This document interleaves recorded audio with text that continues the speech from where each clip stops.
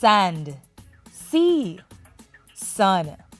Taking a swim in the Caribbean Sea is a well-known joy for visitors to our fair isle, as it is for locals. So access to quality public beaches is being expanded so more locals can enjoy the natural attractions. There are few beaches around Jamaica with these amenities that are free for the general public.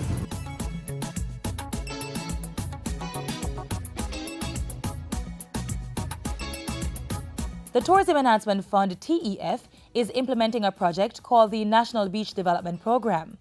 The fund is spending $250 million to transform at least 2 beaches per parish into quality recreational spaces for residents and visitors.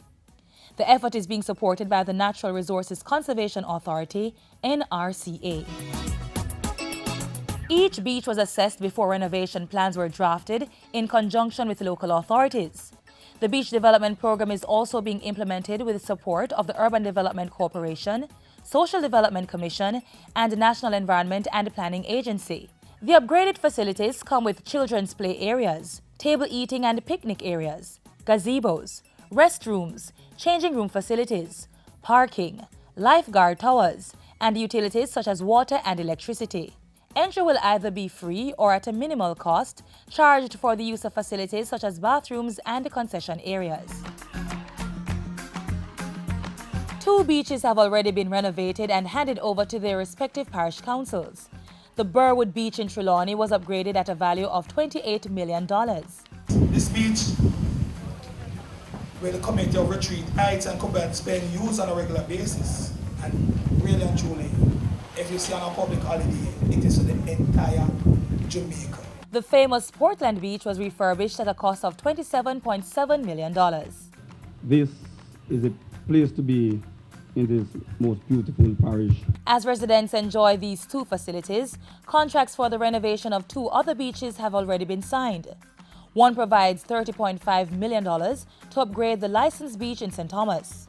The other earmarks $28.1 million for refurbishing the Marking Stone Beach in St. Mary.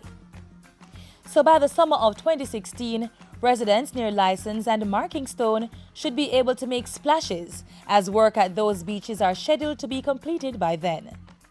Other beaches identified for upgrading include Salem Beach in St. Anne, also known as the Runaway Bay Beach. In St. Elizabeth, the 2 beaches have been selected, Great Bay and Fort Charles. The Old Harbor Bay Beach in St. Catherine will also be refurbished.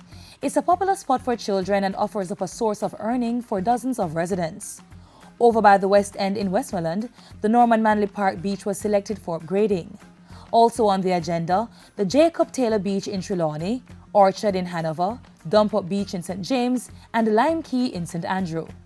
The Ministry of Tourism, through the Tourism Enhancement Fund, ensuring that Jamaicans have access to the best public beaches equipped with world-class facilities.